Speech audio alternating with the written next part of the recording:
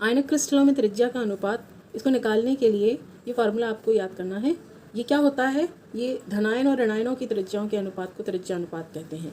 मतलब कि जो भी धनायन है और जो ऋणायन है उनकी त्रिज्याओं का अनुपात होगा। तो इसमें ये जो फार्मूला है ये कब काम करेगा, जब आपको ये टेबल याद होगी। ओके, तो पहले हम इस टेबल को समझ लेते हैं कि ये टेबल कैसे काम करती है।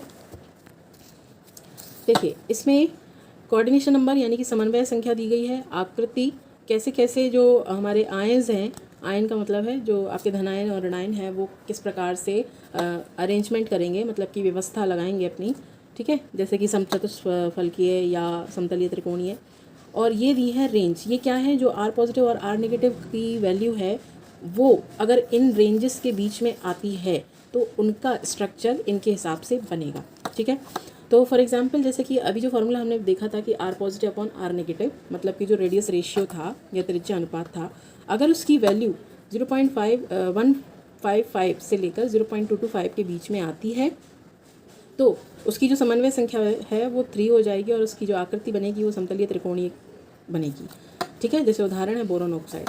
अगर आपका सीमांत त्रिज्या अनुपात 0.225 से लेकर 0.414 के बीच में आता है तो उसकी समन्वय संख्या 4 हो जाएगी और चतुष्फलकीय टाइप का स्ट्रक्चर बनेगा। इसी प्रकार से अगर रेशियो आपका 0.414 से लेकर 0.732 के बीच में आता है तो वर्ग समतलीय। इसी प्रकार से अगर 0.1414 से के बीच से लेकर 0.732 के बीच में रेंज आती है और कोऑर्डिनेशन नंबर 6 होता है तो उसकी संरचना जो आकृति बनेगी वो अष्टफलकीय प्रकार की बनेगी, जैसे कि उदाहरण है सोडियम क्लोराइड। नेक्स्ट है कि अगर रेंज 0.732 से लेकर 1.0 के बीच में अगर संख्या, इसका जो रेशियो है या अनुपात आएगा तो इसमें समन्वय संख्या 8 हो जाएगी और इसका जो आकृति बनेगी वो अंतः केंद्रित घन बनेगा। उदाहरण के लिए सीजियम क्लोराइड। तो इसका एक उदाहरण देख लेते हैं तो उससे आपको ज़्यादा अच्छे से समझ में आ जाएगा कि किस प्रकार से सवाल या क्वेश्चन आते हैं। जैसे कि इसका उदाहरण देखते हैं तो लाइक एक यौगिक ए बी में ए पॉजिटिव आयन की त्रिज्या 90 पिकोमीटर तथा बी नेगेटिव की त्रिज्या 189 पिकोमीटर है।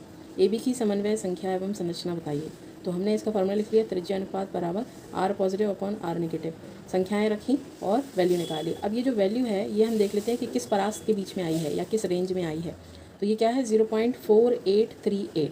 ओके, तो इसकी वैल्यू आप देखेंगे तो ये आएगा आपका 0.414 से लेकर 0.732 के बीच में। और ये जो परास है या ये जो रेंज है ये किसकी होती थी, ये होती थी अष्टफलकीय की, ठीक है। तो इसकी जो समन्वय संख्या है वो 6 होगी और इसकी जो संरचना होगी वो अष्टफलकीय।